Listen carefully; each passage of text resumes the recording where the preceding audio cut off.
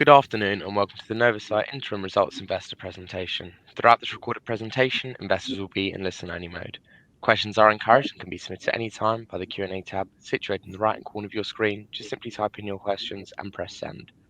The company may not be in a position to answer every question it receives during the meeting itself. However, the company will review all questions submitted today and publish responses where it is appropriate to do so. Before we begin, I'd like to submit the following poll, and for the benefit of those joining us from France, bonjour et bienvenue à la présentation aux investisseurs de NOVACYT. Tout au long de cette présentation enregistrée, les investisseurs seront en mode écoute seulement. Les questions sont encouragées et peuvent être soumises à tout moment via l'onglet Q&A situé dans le coin droit de votre écran. Il vous suffit de taper vos questions et d'appuyer sur Envoyer. Il se peut que le présentateur ne soit pas en mesure de répondre à toutes les questions qu'il reçoit pendant la réunion. Toutefois, ils examineront toutes les questions soumises et y répondront dans le cas échéant. Finalement, je voulais juste expliquer comment faire apparaître le sous-titre en français. Donc, en haut à droite de votre écran, il y a deux lettres C et si vous cliquez dessus, vous pourrez sélectionner le sous-titre en français. I'd now like to hand you over to James McCarthy. Good afternoon. Thank you, Alessandro. Good afternoon, everybody. Welcome to the NOVACYT half-year results. I should just start by showing the disclaimer, and I'll just take that as read by everybody before we proceed. Okay. So my name is James McCarthy. I'm the acting CEO of NOVACYT. I have been since November last year, and prior to that, I've done almost 2 years as the CEO of the group. Delighted today to be joined by Steve Gibson, who's the finance director, and Lynn Rees, who's recently joined us from the Eugene acquisition. So perhaps if I ask those two gentlemen to introduce themselves before we proceed. Perfect. Hey, good afternoon, everyone. Steve Gibson, Group Finance Director. I've been with NOVACYT for around 6.5 years, and prior to that, I spent around 12 years at a blue chip IT company, working in a variety of different commercial finance roles. Thank you, Stephen. Good afternoon, everyone. Real pleasure to be able to present to you today. My name is Lynn. I'm the ex-CEO of Eugene Health, and I've been in this diagnostic market space for about 27 years now. So real pleasure to be with you today. Thank you, guys. So running order today, I'll take you through some of the kind of key highlights of the business performance for the first 6 months of the year. Steve will dive into the numbers in a little bit more detail. We've added a section in for Lynn to really explain and talk about the Eugene business. I mean, some people might know it, but I mean, we're assuming there's a lot of investors in NOVACYT that may not know the business very well. So we thought it'd be a great idea to share some insights into the business we've just acquired. I'll come back and talk about how we're thinking about integrating the businesses, our thoughts on that. Obviously, very early days, but just not even 3 weeks into this. And in the end, just do a wrap up for everybody. Okay. So just a quick run through our strategic pillars, just to update everybody against how we've been performing against the strategic pillars in the first 6 months of the year. I mean, if I start with instrumentation, I mean, the instrumentation business has struggled a bit for sales over the last 18 months to 2 years. We've definitely seen a market that was fairly saturated post-COVID. We're beginning to see that change. So we're beginning to see the market opening up again. We were delighted with the progress we made in Q2. I mean, instrumentation sales will continue to be lumpy. They tend to come in kind of infrequent but large orders. But I think we were getting some decent momentum there. The second thing really to call out is the whole product development. We've had a very intense 6 months in product development and deliberately so. We've been really working hard to build the non-COVID portfolio, and we've 9 new non-COVID products which we've developed in the first half of the year. And look, this is really important to us as we go forward. We still have a lot of work to do to commercialize those products. We mentioned in our trading update in July that we're looking at going down a UK CA route instead of the full IVDR for some of those products because it's the quickest route to commercialization, and that's a real imperative for us. We're actually taking our Winterplex product, which is CE-IVD marked, through the IVDR process. That will be a clinical trial which should complete largely towards the back end of this year, and then we'll submit that for submission. But that won't impede, the sale of the product in any way. The product will be available on the market.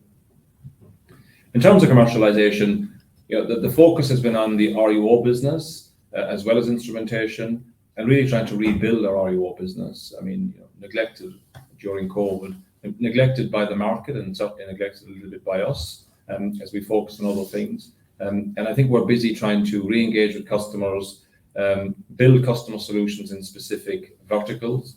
We've talked to you before about global fisheries in North America. We're really pleased we've brought some of that progress closer to home. We're working with oyster farms in the UK.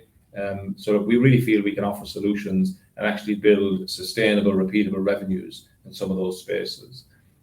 Similarly, we're having success in Latin America, again, looking at solving problems for livestock testing, across groups of farmers, and again, trying to build those repeatable, sustainable revenues. And maybe finally in commercialization, just to remind everybody of our NGO business. We still have good connections to NGO, and really had a really successful first half in terms of dengue in particular. So that continues to be an important business for us. I think, look, we're very proud of the products we develop for that market. And maybe finally on the strategic pillars on the business development, we've talked to you over the last year of 18 months of putting our balance sheet to work, looking for acquisitions, and clearly Eurogene is a big step in that process. It's a fantastic opportunity, I think, to put these two businesses together, and I'll come back and talk a bit more about the integration. But I think it's a very big step in the journey. But we will continue to look for acquisitions that make sense as we go forward, and I'll also come back to that later on. So maybe for now, if I just hand over to Steve to talk you through the numbers in more detail, and I'll come back to some of the Eurogene integration questions later on. Steve. Thank you, James. Good afternoon, everyone. It's great to be here with you today to chat through the NOVACYT interim financial results. This obviously covers the period January through to June 2023, so it doesn't include the financial performance of Eurogene Health, but instead Lynn will touch upon the sales of that group in his presentation shortly. If we kick off from a revenue perspective, the H1 revenue totaled 3.3 million, compared with 16.5 million for the prior period. Now, this decline was driven by a reduction in COVID-19 sales as the pandemic has eased. If we look at revenue from a product mix perspective, our non-COVID portfolio has delivered over 80% of our revenue in H1, and it's also grown now for the third quarter in a row since Q4 2022 by around 10%. If we look at revenue from a geographic perspective, we remain well balanced and an internationally diverse business. And if you look at our H1 sales, our top 4 regions all generated around 700 to 800k of revenue. And those 4 regions were the UK, Europe, Americas, and the Asia Pacific region. Finally, on revenue, from a business unit perspective, Primer Design continues to be the main revenue generating business, and that delivered in excess of 80% of group revenue. If we turn to gross margin, the gross margin has doubled since the prior period, from 24% up to 50%. However, it is still impacted by further stock write-offs as a result of lower than anticipated COVID-19 sales. If we move on to OPEX costs, we continue on this journey of right-sizing the cost base of our business, and we're making really good progress. So from the prior period, we've reduced our OPEX costs by around 35%, or 4.1 million, taking our H1 OPEX costs down to around 7 million. Now, the main driver for that was our group-wide restructuring program, where we reduced headcount from around 210 people in June 2022 down to around 120 staff at the end of June 2023. Our pre-acquisition headcount was around 120 staff. We do, though, continue to invest heavily in R&D, and we spent over £1.2 million within that function to support bringing new products to the market. From a profitability perspective, the group reduced its EBITDA loss to around 5.4 million, down from 7.1 million the prior period. Now, this reduction was driven by 4.1 million reduced OPEX costs as we reduced the cost base of our business, offset by a 2.3 million reduction in the gross profit contribution of the business due to lower sales. Now, in addition to the EBITDA loss, the group also incurred exceptional costs totaling around £1.9 million, and that was made up of three key buckets. The largest one was 0.8 million of acquisition-related costs in relation to the Yourgene deal. Now, this is the cost that's been incurred until the end of June. It's not the full advisory costs of the deal. The second big chunk was around 600k of costs in relation to the ongoing DHSC commercial dispute. And then the final bucket was around £500,000 of restructuring expenses that predominantly covered redundancy payments. So all of that culminated in the group reporting a loss after tax attributable to the owners of the business of 8.3 million, which is slightly ahead of the prior year results. We just go to the next page.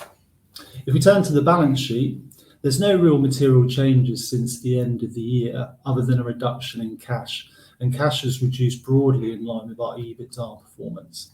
So what it meant is that we closed June 2023 with a cash balance of around 81.7 million that allowed us to fund the Yourgene acquisition from our cash reserves.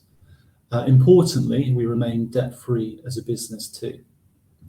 Now, that was a quick run through of the financial results of NOVACYT, which have now been published on our website if you would like to look at them for further details. And I'll now hand over to Lynn, who will walk you through the Yourgene business. Thank you very much, Steve. We can go to the next slide, please, and the next one, please. So really excited to be here today. You know, James just mentioned that this is a fantastic opportunity. I absolutely believe that as well. So really excited in sharing a little bit more about Yourgene, who we are, what we do, and what you can expect from us as shareholders moving forward. So Yourgene is an integrated technologies and services for genomic medicine. What does that mean? It means we develop, we manufacture, and we take to market molecular diagnostic tests, screening solutions, predominantly in the reproductive healthcare and oncology market segment. So mums and dads looking to have new babies, and anyone that's with a cancer diagnosis, those are the two markets that we fundamentally address, two of the fastest growing markets in the molecular space at the moment. I believe we have a complementary portfolio of in vitro diagnostic products, which includes our flagship NIPT, non-invasive prenatal screening, which checks babies around Down syndrome and other genetic disorders. When the baby is born, then we check for cystic fibrosis. We're either market leader or second in the main markets that we serve. We offer a follow-up product, an invasive rapid aneuploidy test. So if you do have a high-risk result, that is the confirmatory test. And in recent years, I'll talk a bit about this later on, we ventured into oncology and other market adjacencies to sweat the assets and the technology that we have within the Yourgene Group.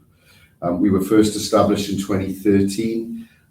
We are headquartered in Manchester, UK, with offices and facilities in Singapore, in Florida, and in Vancouver. Our revenues in 22 were just higher than 37 million, but that did include some COVID. And as Steve said, I'll give you a bit more flavour on where we are currently a bit later on in the deck. We employ about 150 people, and we take over 100 products and services to a global marketplace. And when I say global marketplace, that is about 65 countries, where we're either selling direct or indirect through a distribution network. So that's a bit of a snapshot from Yourgene. If we flip the slide and look at the sort of timeline, the organisation was set up in 2014, so very much at the forefront of next generation sequencing. That was when the first platform started to appear in the market. So really early adopters of this, unbelievable technology in terms of advancing, kind of medical diagnosis. In 2016, we acquired a business in Taiwan called Yourgene Biosciences that we actually turned into the full name of the organisation in 2018. Prematha was pretty much just around, the reproductive healthcare market. We wanted a wider appeal as an organisation. So Yourgenes and Yourgenes to manage your health is where we sort of come up with the name there. After the back of that sort of rebranding, we started to go on M&A journey. So we acquired a company called Elucigene Diagnostics in 2019. They brought to the table the cystic fibrosis testing. So up until that point, we were a pure play as an organization. We only really had an NIPT test.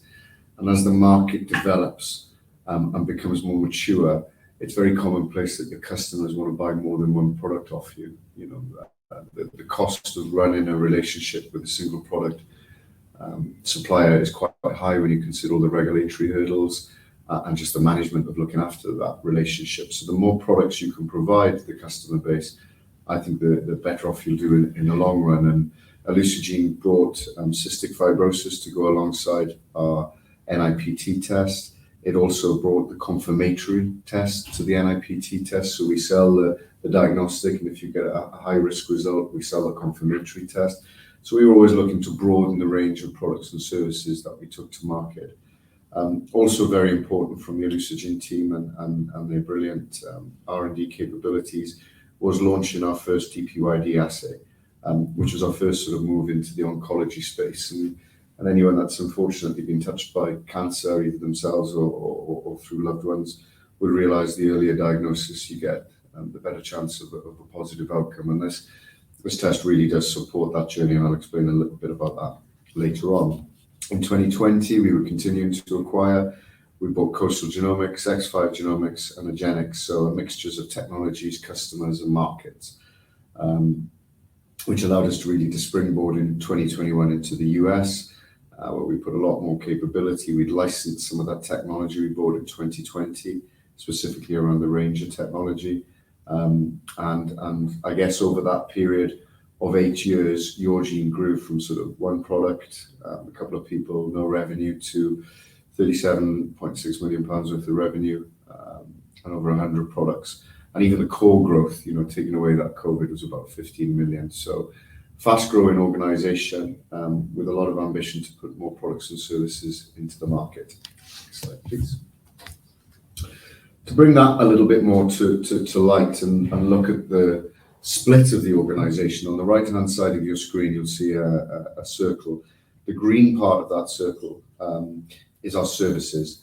This is where we receive samples into our own lab. So we have a lab in Manchester. Until recently, we had a lab in Taiwan, where we would routinely receive samples and give results to patients. Now, predominantly around our reproductive healthcare options. You know, we're using our own products in our own labs to give our customers results. But we've broadened that offering into pharmacogenomics, clinical oncology, and we also do a lot of research work now in whole genome sequencing and whole exome sequencing. Again, really at the cutting edge of molecular technology and giving almost personalized diagnosis to patients. The services side of our business, you know, is about 10 to 20% of our revenue in any given year. So whilst not the biggest revenue part of our business, but it creates an amazing structure to be able to trial new technologies, to look at our own products and validate them and verify them, you know, to be able to work on clinical trials, to build up big sample banks that allow us to bring new content and continually looking at product improvements within our portfolio. So it's a very important part of our business. And everything that's sort of come from that right-hand side ends up being products that we take to market. So our genomic technologies are where we send our customers a test and they run the test in their own labs. And that's normally about 80% of the revenue of the business. You'll see similar product categories within there: reproductive healthcare, NIPT, precision medicine, and Ranger. So everything you see on the right pretty much gets replicated on the left and taken out into the customer base. To bring some of those products a bit more to life, you know, if I look at our in vitro diagnostics product, you know, the little box you'll see in the top left-hand corner of your screen is a DPYD assay. DPYD is given to patients who are usually stage 3 or 4 of cancer treatment. So serious diagnosis. They're about to receive something called 5FU, which is the most widely prescribed chemotherapy agent used globally. There's a couple of million scripts written for this each year throughout the world. Unfortunately, up until us launching this DPYD product, about 1% of patients that would take that drug would die, because they lack a gene which stops that drug from attacking every organ in their body. So normally a patient would receive this 5FU, within 24 hours, if they lacked this gene, they'd have serious sepsis, and as I said, 1% of that patient population would die. We launched this DPYD product a couple of years ago, and from a very low base, it's now mandated in Wales, in England, in Scotland, in France, in Italy, in Belgium. We've just taken the product out into the US. We've got some initial sales. I think we're in 2 of the 5 main hospitals in Canada. And I'm proud to say that it's a product that saves, 1 in every 100 patients' lives. And for the other 99, gives them comfort that the difficult treatment that they're going to have is going to be, risk-free. The little box underneath is our Ranger technology. That's a light bench box. A blue and white box is really becoming quite a pivotal bit of technology in our portfolio. If you can imagine, having a mum to be in a healthcare setting at about 8 or 9 weeks, and she wants to give a sample of blood to understand if there's any genetic risk to the fetus that she's carrying around with her. So we've got to get rid of mum's blood. We've got to get rid of all the interfering substances and find a tiny, tiny little bit of cell-free DNA that has come from the fetus and has traveled down through into mum's bloodstream. This range of technology, basically in layman's terms, allows you to clean up that sample really, really quickly. And it allows you to do it with automated machinery. So you can feed the sample in, and then a bit of time later, you get your cell-free DNA out, which is the stuff that you sequence to be able to give your patient a result. So it increases the speed of which you can give a patient result. And in our market space, time to result is everything. And it reduces the cost because it's a fully automated system. You don't need people sitting around waiting for the results to come through, or adding bits of gel, or adding reagents into the process as it goes along. So we were an early adopter of that technology. Gosh, when we developed the last NIPT test about 4 years ago, and we thought it was so good we bought it, and we're seeing significant market opportunities from that coming through now. And as well as those sort of key products, as I said, we do a lot from a genomic services perspective. We're constantly increasing our product range and our service width there, and we're now looking at not just reproductive healthcare, but oncology, genomic medicine, hereditary risks, and really supported some big pharma companies with their clinical trial works and the like. Our next slide covers our sort of geographic reach, and as you can see from this map, we're pretty much everywhere. We spent the last 4 years heavily invested in the commercial team. We rely on a fantastic set of distributors in Southeast Asia, often sharing those distributors with Thermo Fisher. In Europe and America and South America, we've got dedicated sales organization and experienced sales leaders that help us go direct in those markets. And as you'll see from the pie chart on the right-hand side, we've pretty good split there. So we're not relying on one market or one territory, and we've got good diversification within our customer mix, to manage the ups and downs of the international markets and the reality that we operate under derived demand, where we can sell our products, but we need our customers to be able to find patients and test patients to make it work. So hopefully the map shows truly global, with a lot of commercial opportunity to bring in more products and more services. Excuse me. I think in terms of my last slide, just a bit of an update, as Steve said, with regard to where we are for figures. We finished last year, it's unaudited at the moment, at around about £19.1 million worth of revenue. And within that, we had the sort of the final hangover of the COVID market, so about £2 million worth of business. So a core revenue of around about 17 million. Within that mix, we had our Ranger product, that little special box I told you about earlier that cleans up samples. That had doubled its growth by 100%, and is now a £2 million product range. Our NIPT service, which is the flagship product within our range, it was the first product we brought to market. That's got a CAGR of now 20% year on year, so back to the high double-digit CAGRs that we were experiencing pre-COVID, and is now generating close to £9 million worth of revenue. Our international businesses again really kick-started, and we saw the fantastic recovery in APAC and North America specifically, where we see sales revenues increased by a minimum of 50% in those territories. And when we look at the period this year, now obviously Steve will explain that our calendar. We're not a calendar year business, so we were sort of April to March as a financial year. But if we look at the first half of this year, so from January to June, we're sat at about £9.1 million worth of product, with an even smaller amount of COVID in there, just £0.5 million now. So hopefully that gives you a nice update on Yourgene, and I'm going to hand back to James to discuss the integration further. Thank you, Lynn. Let's move on one. So look, I think we've got a fantastic opportunity here, to build a combined global diagnostics business. I think we've got a real business of quality in Yourgene. I think putting the businesses together will give us more scale, which is very important. We're both smallish businesses, so putting us together builds strength. And I think you can look at that strength through a few different pillars. One is obvious commercial. I think we both have a kind of global sales force. I think putting that together would be really beneficial. It will give us more reach on the ground, and probably mean we can penetrate more markets more quickly. Two fairly extensive R&D and product development departments we can put together. Yes, there's some new technologies in Yourgene that NOVACYT doesn't have, but there's also a molecular overlap. So we're quite excited about putting those two businesses together. And I think that will really support longer term growth. We've got more products, more services to offer customers, and we feel that will just build a more sustainable business going forward. And if we just talk about integration for a second, I mean, we're very early days. I think we're kind of 2.5 weeks in, and we're really just starting to do the work in integration. But I think the principles or the objectives of what we're trying to do under integration are quite important.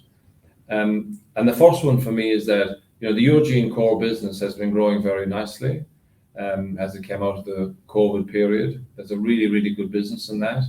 And kind of my first rule of integration is do no harm. So we want to be ensured we do not distract that team, we do not lose momentum. And in fact, everywhere we can support, that growth effort, we will do to keep that momentum going. I think the Yourgene business is a more mature selling operation than NOVACYT. So I think NOVACYT can benefit and learn from the journey Yourgene has been on. And if you look at the commercial performance of NOVACYT, it has been challenged over the last period. So, but we're hoping to be able to leverage Yourgene's expertise into NOVACYT. We won't get anywhere unless we can build one organization.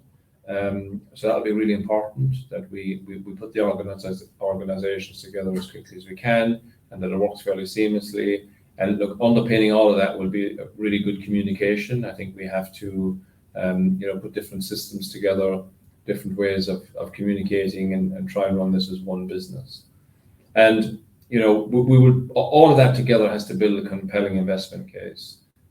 So clearly there's growth opportunities here. We'll definitely try and accelerate the top line of both businesses. And there will be cost synergies. As we put the business together, we expect duplication in back office and in other parts of the business, which we will address. And we also see, there'll be an economy of skills as well as an economies of scale, right? Where we can eliminate duplicate functions, etc. So, we definitely see a compelling business case coming out of that. And so maybe just to recap, just go to the last one. The acquisition is a really significant step. It's a step change for our business. The integration plans, we're just beginning that journey, but this will start to gather momentum now in earnest. We normally come back to the market around the end of January to give an update on our full year revenue trading. I think it's a good milestone to come back and give the market a more detailed update on where we are in integration. We think it's around a 6-month project to do most of the heavy lifting. It probably won't be all, but we should have made substantial progress in about 6 months. So by the end of January, we should be able to give everybody, a pretty good update of where we are. I also just wanted to mention the Taiwan divestment, which I think was mentioned last, probably maybe in some of the acquisition documents.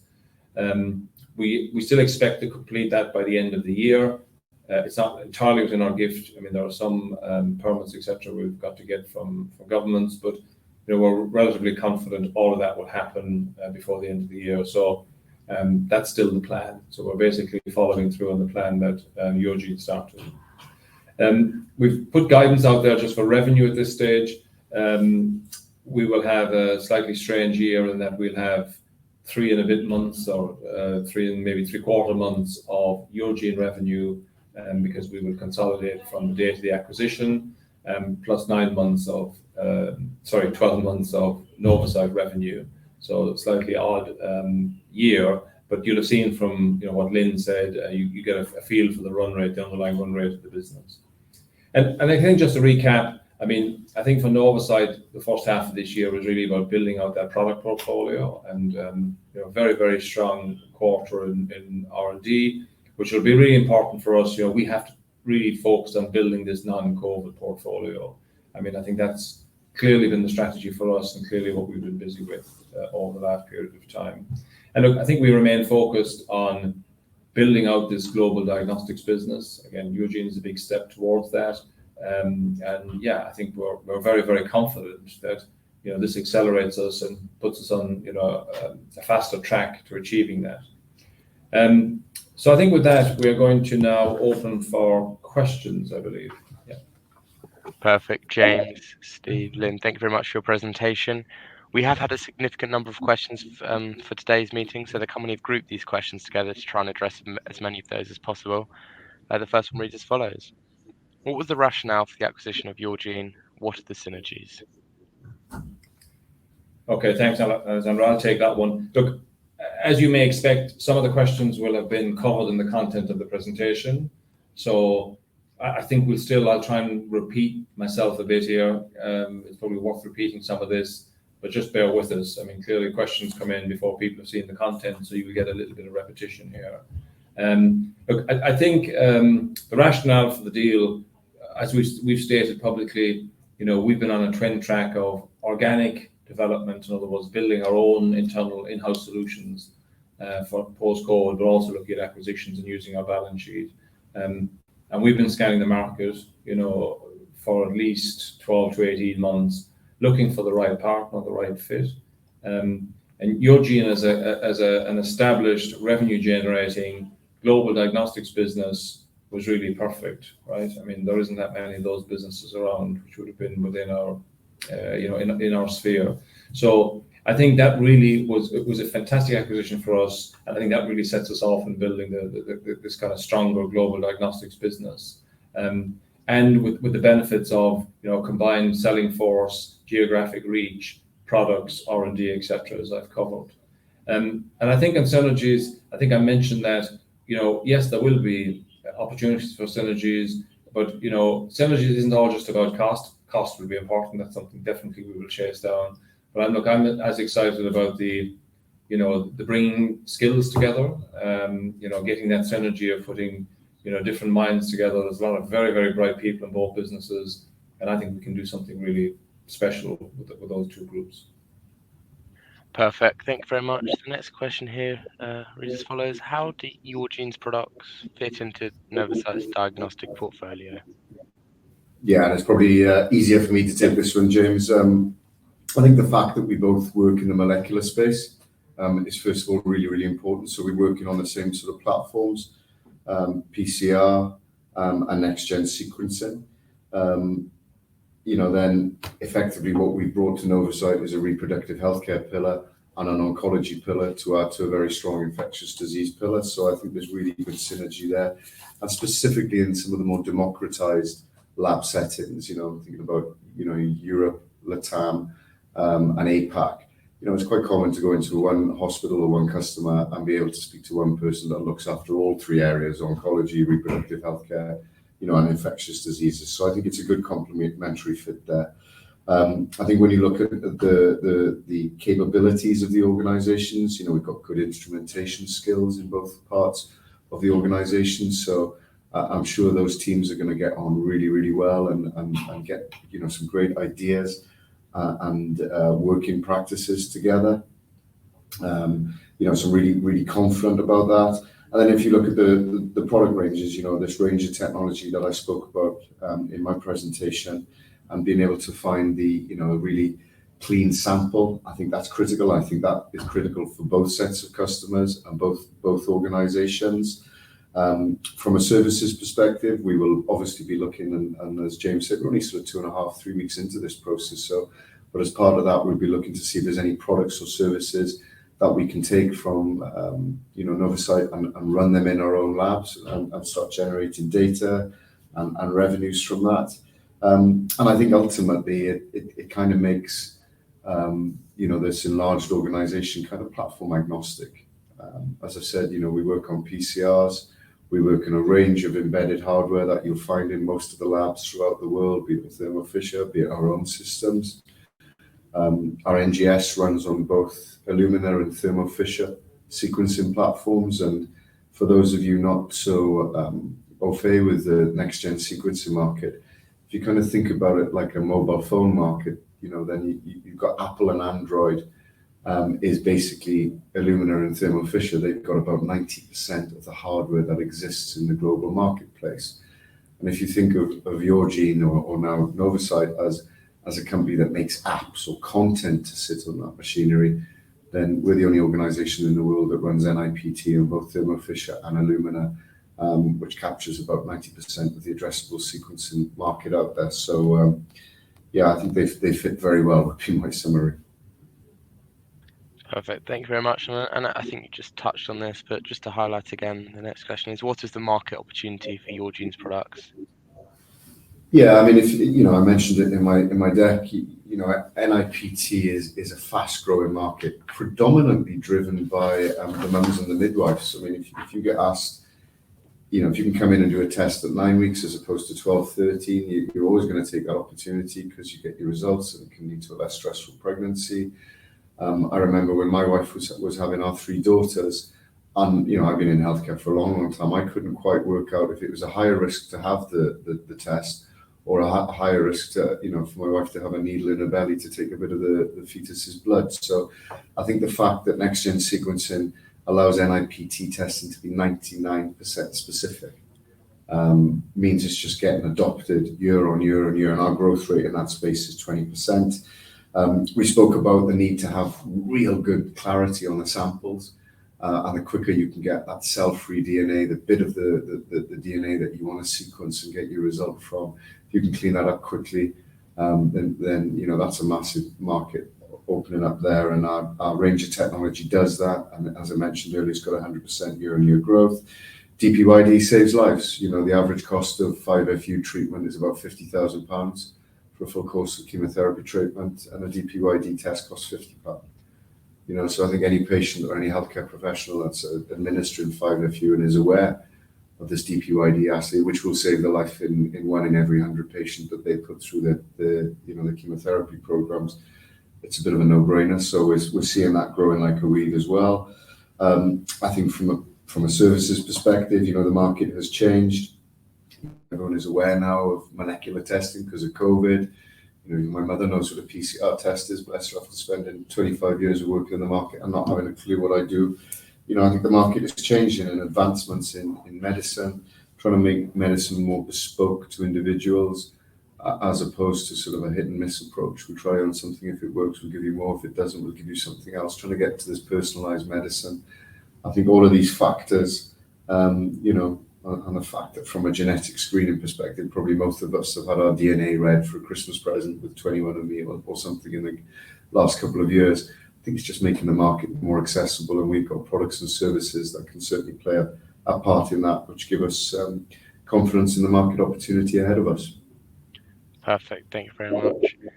Does the acquisition of Yourgene indicate a change in strategy for NOVACYT? I'll take that one. No, I think it definitely changes the scope. So I think we've got a wider range of products now. But I think if the core strategy was about building, organic products and accelerating a strategy of acquisition, I think it absolutely falls within that. And as Lynn said, there is some commonality even in the products we get. So I just see it as definitely changes the footprint and the shape of the group. but absolutely moves us along that road of building global diagnostics business. So I don't see it as a major change.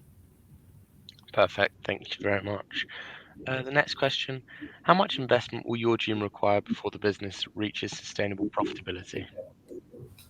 I can take that one then, if there's no volunteers. So I think hopefully not too much cash, right? But in all seriousness, this is something that we'll look at as part of the integration planning process. And as James mentioned earlier on, we're going to come back in the January earnings release and give you a progress update on how the integration is progressing.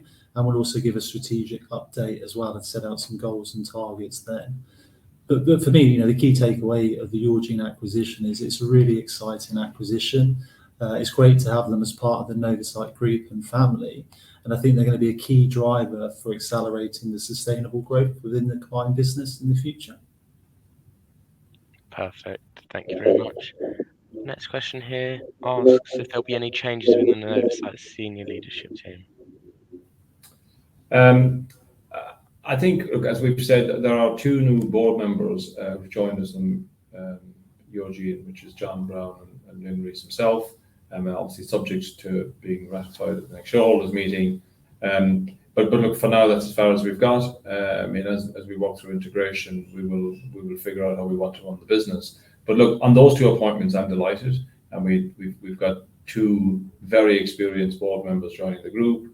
And it's super important that we're getting that knowledge in onto our board, of the Yourgene business. So I'm delighted we've started there.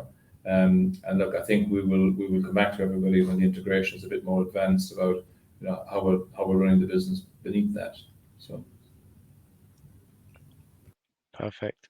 What milestones can we expect in the next 12 months? Look, I think the one I called out earlier is that we'll come back to you at the end of January. At that point, I think give you an update on how we're trading, right? How the revenue of both businesses is trading. That's important. And I think also come back to you with how we're progressing on the integration, because we should be fairly advanced by then. Look, if I was talking to the employees in the business, I guess what I would say in terms of milestones is let's not get distracted. Acquisitions can be new shiny things sometimes. We both have customers. The customers don't care about the acquisition. They want us to continue and improve our service. So, we need to keep focused on that. We have lots of deals in motion. There's, good pipelines and businesses. We need to keep focused on that. Don't distract anybody. So that's really would be my message.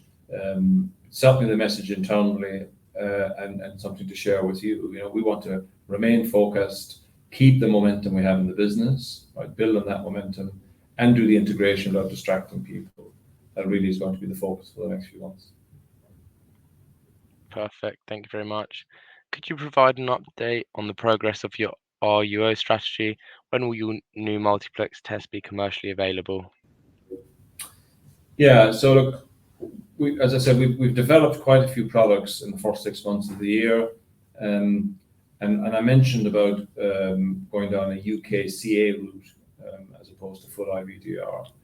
And the first 2 of those products is scheduled to complete towards the back end of this year. So then that they're ready for commercialization effectively from early 2024. And look, and unfortunately, in the regulated market we're in, there is a long lead time between developing a product.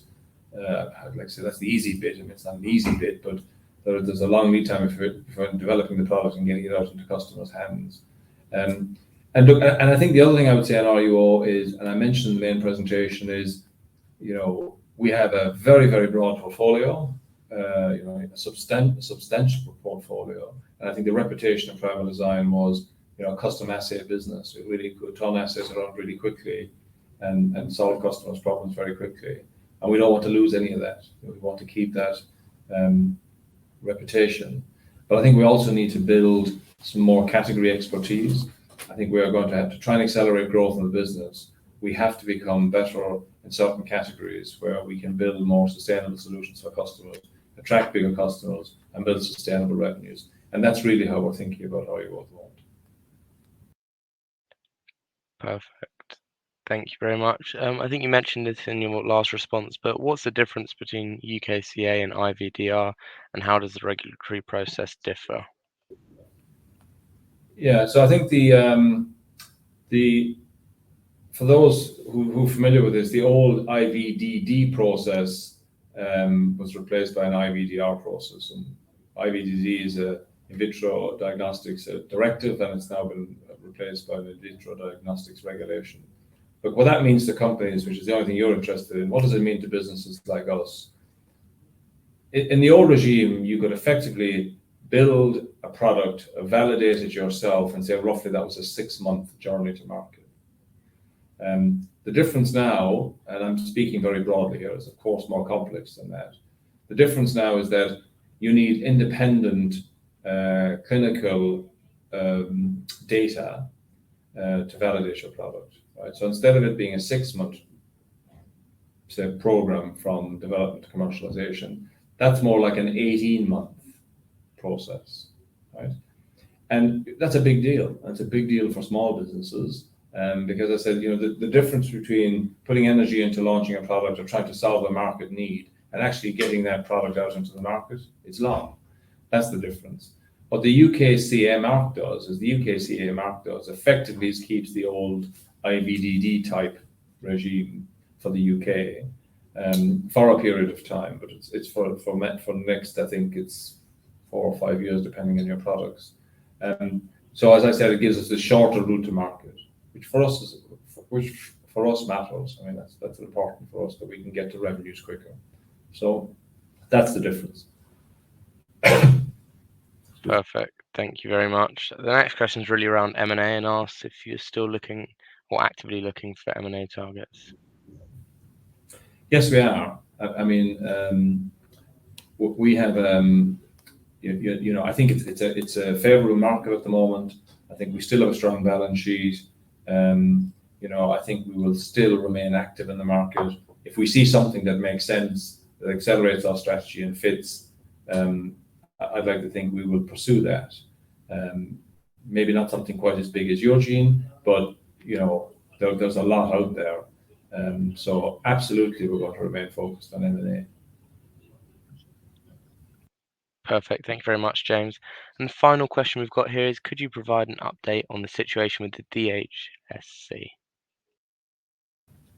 Yeah, look, as ever, I can't really say a whole lot on DHSC. I mean, this is a claim that's going through the courts. There hasn't really been any material updates since I updated everybody at the full year results. The trial date is still the same. It's June 2024, which is in the public domain. And both sides in these processes are busy building their case and going through the various steps that the court puts you through. And to be fair, there's not a whole lot more I can say at this stage. That's where we are. No real change. Perfect. James, Steve, Lynn, thank you very much for that. I think you've addressed those questions you can from investors. And of course, the company will review all the questions submitted today and will publish those responses on the Investor Meet Company platform. But just before redirecting investors, provide you with their feedback, which I know is particularly important to the company. James, could I just ask you for a few closing comments? Yeah, look, I think Yourgene was the big news, I guess. I mean, in the last month, I hope what Lynn was able to share with you a bit more insight into what this business is, what this business means, and you get a sense of the opportunity. I think we're all really, really looking forward to putting the businesses together. I think it's a really, really exciting opportunity. I've spent quite a bit of time with as many of the teams I can over the last couple of weeks. I think the cultures are aligned. I think there are similar businesses. So I'm really optimistic, really excited. I think it's a great deal. And look, I kind of thank shareholders really for their patience, because you've been waiting for this for a while. It's been a difficult journey. I mean, it wasn't the quickest deal we've ever done. So I thank you for your patience. And I think we can really deliver. So that would really be my closing comment, Alexander. Thanks. Perfect. James, Steve, Lynn, thank you once again for updating investors today. Could I please ask investors not to close this session, as you'll now be automatically redirected to provide your feedback in order that the management team can better understand your views and expectations. This will only take a few moments to complete, and I'm sure will be greatly valued by the company. On behalf of the management team of NOVACYT, we'd like to thank you for attending today's presentation, and good afternoon to you all.